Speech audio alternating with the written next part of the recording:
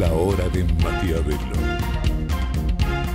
Para conocer a los que están detrás del poder. La hora de Maquiavelo.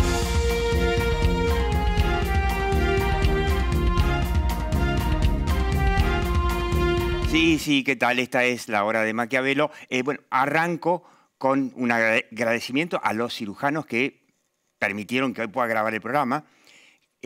Juan Manuel Fernández Vila, Francisco Laxague del Hospital Alemán, en las mejores manos.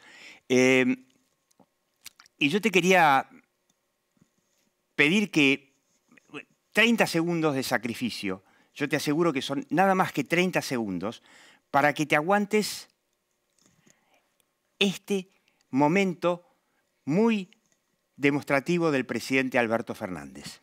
Que no vengan a hacer negocio con nuestro patrimonio los que invocan números, con los que disfrazan su falta de interés por las condiciones de vida de tantos argentinos y argentinas, a los que estas empresas ayudan y mucho. Defendamos nuestro patrimonio. En algunos casos proponen privatizaciones, en otros deslindar responsabilidades y retirar el apoyo que requieren para su funcionamiento. Detrás de esos discursos a veces hay visiones neoliberales de la economía, pero la mayoría de las veces hay búsqueda de negocios para ellos, sus familias o sus amigos. Bueno, a ver, esto fue un pasaje de tantas medias verdades o directamente mentiras flagrantes de Alberto Fernández en la inauguración de sesiones en el Congreso. Por supuesto, más allá del ataque, de ese escrache premeditado, preparado a los dos miembros de la Corte Suprema que fueron corteses y fueron a escucharlo, como debería ser, por supuesto, en una democracia más o menos normal.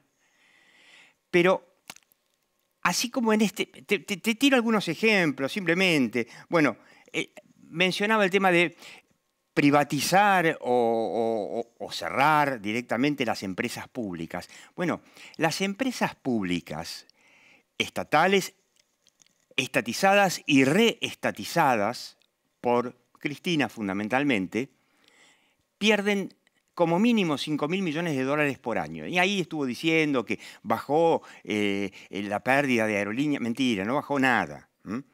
Pierden un montón de plata. Y la verdad es que para por lo menos empezar a pensar en bajar el déficit fiscal, que es la madre de la pobreza en la Argentina, bueno, hay que empezar a tocarlo. El presidente habló como si esto fuera Suecia, ¿no? Y tenía preparado ahí una escenografía muy bien, en un palco con obreras y qué sé yo, para mostrar qué bárbaro, qué progreso, qué inclusión. Bueno, la verdad es que nos mostró un panorama como si Argentina fuese Suecia. Y durante las 2 horas que duró el discurso, larguísimo, tedioso, no existieron ni el 100% de inflación, no existió el 40% de pobreza. Y vamos a ver si no la deja más alto cuando se vaya este gobierno en diciembre. Nos pintó un panorama onírico de una Argentina que no es. Otro ejemplo. Dijo, hicimos el gasoducto, o estamos haciendo, porque todavía vamos a ver si lo terminan para el invierno que viene, el gasoducto Néstor Kirchner. Y dijo, y Macri había hecho una licitación para que lo financien privados. Y después el negocio del transporte de gas lo iban a hacer empresas privadas. Y, por supuesto, Alberto Fernández dijo, nosotros lo hicimos con el impuesto a las altos patrimonios, ese impuesto que inventaron, ¿no? Y gracias a eso lo pudimos hacer desde el Estado. Bueno, fenómeno, pero no nos dice que muchas fortunas, altos patrimonios, se fueron a radicar a Uruguay y a pagar, a partir de ahí, sus impuestos en Uruguay, que, hablando de Uruguay, esta semana acaba de bajar más sus impuestos. Entonces, nos dice, sí, para el show, sí, porque le sacamos la guita a los súper ricos. Bueno, ahí tenés los súper ricos. El resultado, muchachos, 100% de inflación, 40% de pobreza. Otro dato, las moratorias previsionales. Qué maravilla, ¿no? Una nueva moratoria que no acompañó Juntos por el Cambio, pero sí consiguieron los votos finalmente en diputados con los peronistas no kirchneristas, una nueva moratoria que mete casi 1 millón de personas sin aportes. A ver, por supuesto, quedó finalmente Juntos por el Cambio como los mezquinos, los malvados, que no quieren que nuestros abuelos se puedan jubilar. Mirá, el problema acá, quizá ya no sea Alberto Fernández o Cristina Kirchner. El problema acá es la oposición, porque se esperaba de la oposición no solamente ante este discurso, lo de la moratoria fue días antes, todos los días el presidente no deja tropelía por hacer, no deja desastre por hacer. Y claro, la oposición dice, no, nos van a dejar una bomba de déficit fiscal mayor con esta moratoria. Sí, está bien, pero la pregunta de fondo es, ¿no tendrían que ser todos estos desastres oportunidades para que ya en este año electoral la oposición empiece a explicar que estos son simplemente pequeños síntomas de un gran desastre, porque todo el déficit fiscal se debe en buena medida a todas las moratorias que fueron haciendo desde que Cristina estatizó digamos, se apoderó de los fondos previsionales de la SAFJP. Muchos dicen, sí, las estatizó, las nacionalizó. No, se apoderó de los fondos y arruinó el sistema sin pensar siquiera en una opción para que la Argentina sea un país sustentable. Bueno, puso la semilla para que este país no sea más sustentable. Por lo tanto, el tema previsional es un tema de fondo, que si no se resuelve el déficit fiscal y no se resuelve la inflación crónica y no se resuelve la pobreza crónica. Entonces la pregunta es, ¿y la oposición no está demasiado metida en sus peleitas, en sus internas, como para empezar a decir, bueno, miren muchachos, esto nos permite explicar por qué la Argentina llegó a donde está y qué es lo que hay que hacer para salir? Esto se llama, vamos a hablar ahora con uno de los analistas más brillantes de la Argentina, con Carlos De Angelis. Esto los politólogos lo llaman el mandato, que no es ese mandato que por supuesto que el mandato formal se lo van a dar al próximo presidente los votos, que lo va a tener, va a ganar las elecciones y va a tener un mandato por 4 años. Esto se refiere a un mandato simbólico, si querés, que es qué te pide el electorado que hagas y qué acepta la oposición que tenés que hacer. Por supuesto que después viene la gestión y la comunicación de la gestión de todo lo que tenés que hacer.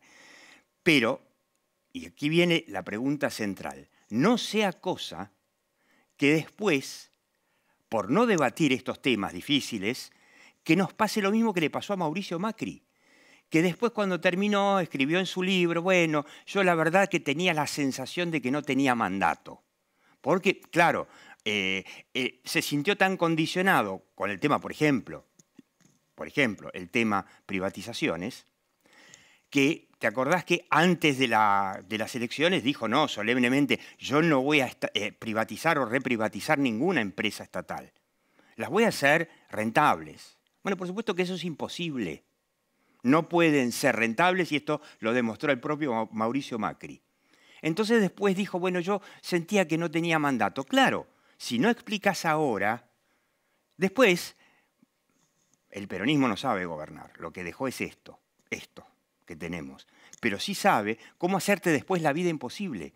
Entonces, vamos a hablar ahora con Carlos De Angelis sobre el mandato. Y yo quiero, bueno, como siempre te pido, ¿no?, que te metas los sábados en el portal de TN, le vamos a pedir a Maxi ahí para leernos, en Gobierno y oposición juegan a que la Argentina es Suecia. ¿Mm?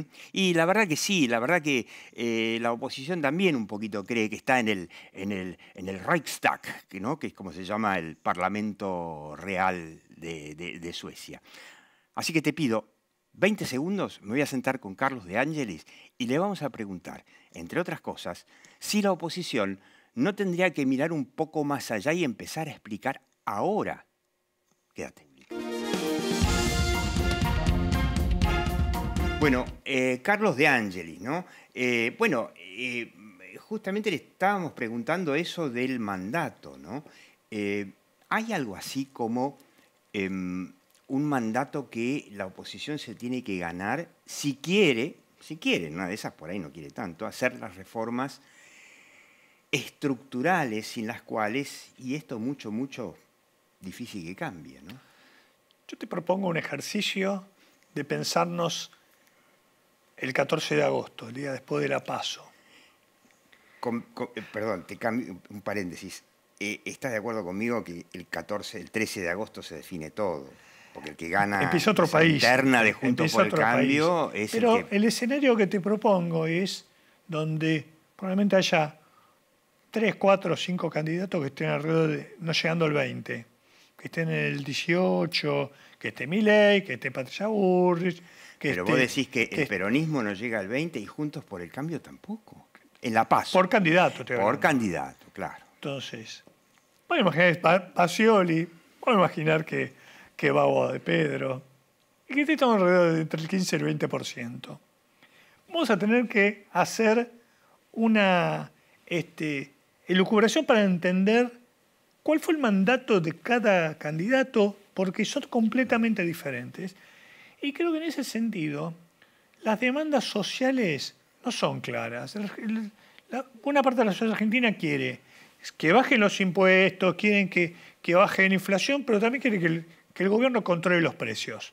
Entonces, toda esa contradicción también hace que la oposición no tenga un programa, porque la contraparte del mandato es el programa. No tengo un programa claro. No quieran explicar. A ver, lo quizás que hoy por hoy explicita el mandato, ya sabemos, es Milei diciendo voy a eliminar 10 ministerios. Es decir, quizás el teorema de Baglini mediante se da...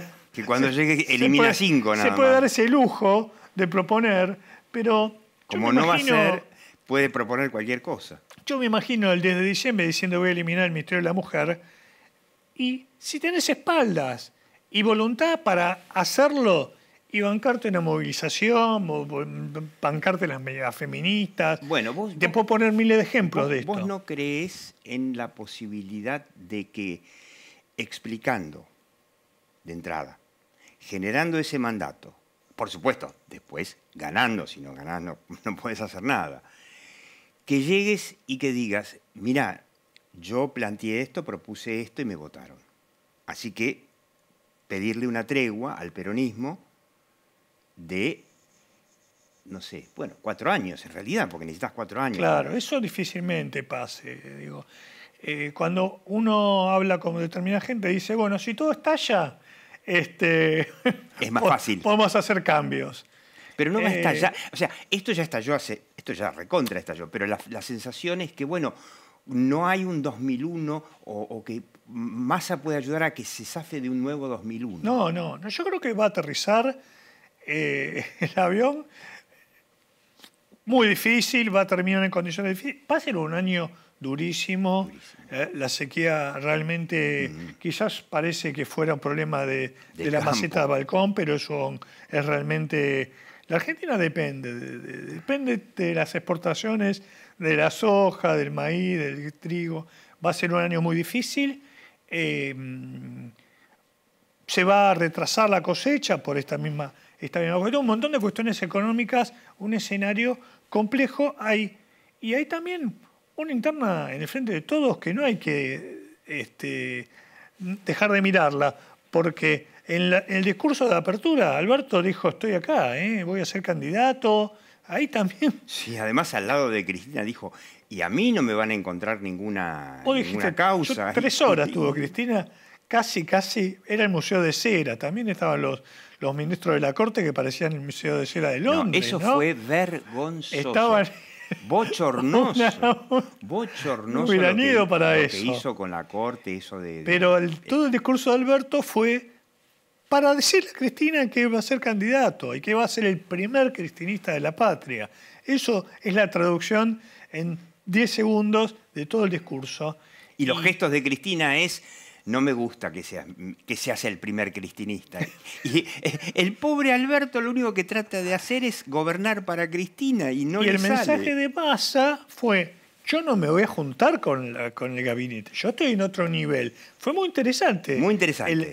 Vos yo sé que te gusta el lenguaje corporal. Massa en el balcón. En no otro, estaba un balconeando, no un estaba espectador de los derrapes de Alberto. Entonces, en ese y también vi a Rodríguez Larreta atrás, totalmente desdibujado. ¿Qué fue a hacer?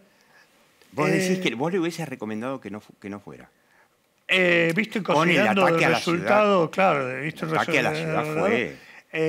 me parece que en este sentido se está jugando el partido a favor de los halcones, para Claro, generalizarlo. Claro, esa es la gran pregunta. Se Toda esta radicalización de Alberto, más todo esto que fue pasando, si querés fortuito o no fortuito, del atentado a la familia de Messi, ¿a quién le juega a favor en la interna de Juntos por el Cambio?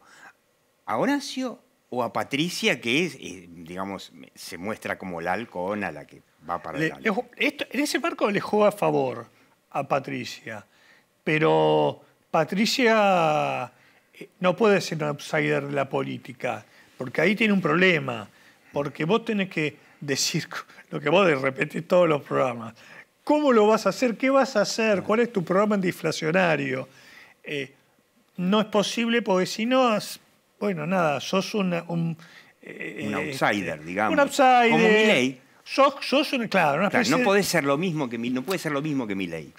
Si bien ella hoy le está hablando, y en eso noto, quizás hago demasiado análisis, ella le está hablando al sub-30, ella le está hablando al electorado sub-30, que es el de Milei, el que abandonó también al electorado que abandonó al peronismo, al kirchnerismo, pero no alcanza porque vos el electorado de mediana edad, que es el pequeña empresa, el comercio, también le tenés que hablar.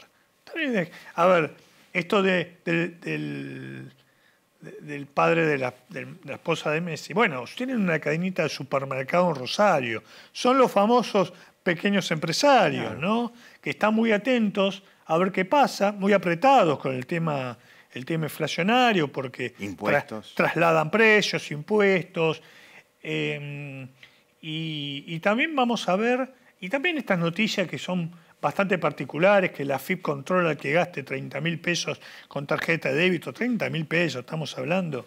Entonces me parece que van a pasar un montón de cosas muy extrañas también. Va a ser un clima de acá al cierre de lista y de junio a agosto, va a ser un clima muy, muy extraño el de Argentina, con lo cual... ¿Extraño en qué sentido? Muy peleado, muy tenso, con este tipo de cosas que obviamente, como lo que pasó en Rosario, lo que pasa en Rosario todos los días, es tremendo. Lo que pasa es que en condiciones normales uno pediría una intervención federal, pero... Messi es Messi, ¿no? Y tirarse en contra de Messi... Fue un acto terrorista, ¿no? Hay que hablarlo con claridad, no fue ni siquiera una trifulca entre narcos, cuando a veces uno mira eso y se dice, bueno, se pelean entre ellos. Esto obviamente está totalmente desmadrado. Yo me planteo si fue una estrategia inteligente de los propios narcos, porque al poner a Rosario tan en el foco, sobre todo en un año de campaña electoral, como que obliga a, como dijo Alberto Fernández en su patético discurso, y habría que hacer algo más. Bueno, evidentemente lo de Messi lo obliga a hacer algo más, no sea cosa que ese algo más no le salga bien a los narcos, por un ratito. Fue portada de todos los diarios del mundo, obviamente, porque también por lo raro, ¿no? Es Un mensaje a Messi. un componente tan... Además, al día siguiente o a los 3 días de que salió el mejor jugador del mundo. Y hay algunos que analizan y la foto fue por la foto con Macri. Entonces, sí, yo pararé ahí el sobreanálisis porque Santa Fe es el único caso donde Juntos por el Cambio cerró con el socialismo. Ahí hay un frente muy sólido y faltará ver quién encabeza la lista. Es muy probable que el próximo gobierno santafesino casi es una apuesta. Ahora, también mirando Juntos por el Cambio, muchos dirigentes de primer nivel, candidatos a gobernador, están empezando a cambiar otra vez y mirar a Bullrich, a ver qué tiene Bullrich para traer. Lo que pasa es, bueno, yo vi que hizo el acto con Grindetti. Grindetti es el intendente de Lanús que, digamos, se postula como el gobernador de Patricia. Claro, porque ese es el contra Diego problema. Santilli, el gobernador el futuro candidato a gobernador de Horacio. Claro, porque Santilli no le gana a Kicillof y cualquier escenario donde vos... Pero Grindetti tampoco, supuestamente. O sea, el problema me parece que ahí es Milei y que si las elecciones van junto, provincia y nación, y bueno, no sé quién ponga a Milei, andás a ver, pero la boleta presidencial siempre es como que es la que tira. Por supuesto. Sí, las dos puntas se habla siempre, ¿no? Sí, pero digamos... Pero en este caso va a ser... La presidencial está a la derecha y presidencial. de lo que se habla es el debate, digamos, presidencial. Va a ser domina. presidencial, con lo cual hay un escenario donde Juntos por el Cambio puede ganar la elección nacional y la provincia de Buenos Aires siga gobernada por el peronismo. Es altamente probable. Y es más, yo no sé si está pasando, no digo que esté pasando, pero digamos, si uno fuera peronista, si uno fuera kicilofista, y le estaría poniendo toda la torta a Milei para que no baje candidato de la provincia. Totalmente, y además la provincia puede casi, hemos visto, puede casi sobrevivir prescindiendo de Nación. Pasó cuando estaban tan enfrentados Duhalde y Menem, pasó con Scioli y Cristina, que estaban enfrentados, que no le Rucauf con Fernando de la Rúa. Entonces, si vos me decís, el negocio de Kicillof es independiente hasta del negocio nacional. Entonces, bueno, ahí Juntos por el Cambio debía haber resuelto la interna Bullrich, Larreta el año pasado, es el mismo partido, podrían haber hecho una interna, podrían haber hecho otras alternativas. ¿Pero vos qué opinás hoy llegaron a un lugar donde parecen prácticamente dos partidos distintos. Es más, se salvaron, digamos, del divorcio cuando Milei dijo, bueno, yo voy a apoyar con mi gente, voy a apoyar que haya paso, porque si no se iba a una ruptura. Claro, claramente. si no había paso... Milei la pensó porque Milei no le beneficia la paso. Bueno, pero no podría, ahí está la pregunta, volvemos al principio, ¿no podría en esa paso, donde no haya ningún candidato de más de 10, 15 puntos, andás a ver si no se presentan más para Juntos por el Cambio, Milei terminar siendo en la paso como voto protesta por lejos el ganador? Es totalmente probable. Que haya un voto protesta como hubo en el 2019 contra Macri, ¿no? Es totalmente que después se acomodó, probable. después al final... Y ahí vamos a ver, ¿los votantes de Larreta qué hacen? ¿Los votantes de Patricia Bullrich qué hacen? Es que el votante de Patricia Bullrich es el más halcón, que por ahí es el que más ganas tenga de poner su protesta votando a Milei. Claro. Entonces hay un escenario de traspaso de votos. Imprevisible, imposible de calcular. Imposible de calcular, imposible de encuestar, porque siempre discutimos las encuestas, todo. Sí. Hay que hacer 5 o 6 escenarios. ¿Qué es lo que pasó? En 2019 pasó exactamente eso. Tus colegas estaban viendo que Macri iba a perder por 6, 7, 8 puntos y terminó en la PASO perdiendo por 17 puntos y todos estaban descolocados. Bueno, ¿qué pasó? Después en octubre perdió por 8 puntos, ¿no? Y hay dos datos que en general los que hacemos encuestas, los que trabajo en investigación a veces lo obviamos, Pero no solamente que tenés mucho, no sabe, no contesta. Hay mucha gente que no quiere contestar. Que no quiere contestar. Que no quiere responder, que no quiere... No está su cabeza en la política. Bueno, pero eso que pasó con Macri en el 2019 fue mucha gente que decidió en el cuarto oscuro, lo voy a cagar a Macri. Y la gente que votó en blanco en la PASO del 2021. Por ejemplo. Fue récord. Mirá Y los que no fueron a votar del conurbano, no que fueron a votaban al votar. peronismo, que ni fueron. La multa es de 500 pesos, es decir, no es una función, no tiene una función. Entonces, hay una cantidad de escenas, de fragmentos en esta Argentina que lleva a que sea impredecible. Y también no se puede dejar de ver, porque uno critica los planes sociales, los programas sociales, pero ¿qué pasa con todo ese electorado? ¿Qué pasa con ese electorado? Mucha gente muy pobre que está con la soga al cuello, con la inflación, que le compra... ¿Qué va a votar alternativa si la alternativa no le dice cómo se operaría eso? Bueno, Carlos, nos echan, pero yo me anoté un dato, ¿no? Que de no explicar, vos mencionabas la cosecha, que vamos a perder 10.000, 15.000 millones de dólares, que es una oportunidad de la oposición, por ejemplo, para instalar que se habilite la minería en todas las provincias para que la Argentina no solo dependa de la soja, pero bueno, será para otro programa. Carlos De Angelis, muchas gracias. Seguí en La Hora de Maquiavelo. Gracias, Diego.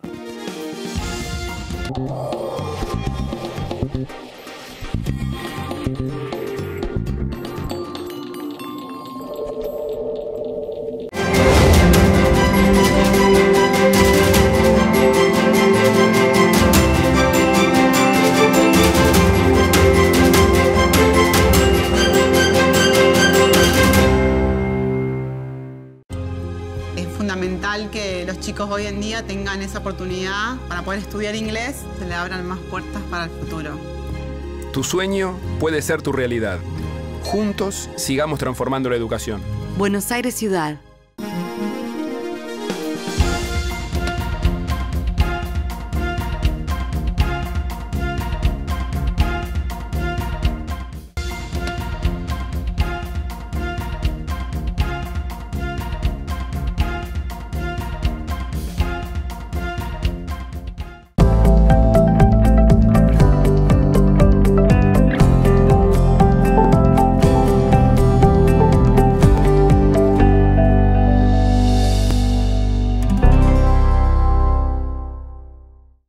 ...91 años de historia. Conoce el Palacio Legislativo. Agenda tu visita guiada en legislatura.gov.ar. Legislatura porteña. Nos une a la ciudad.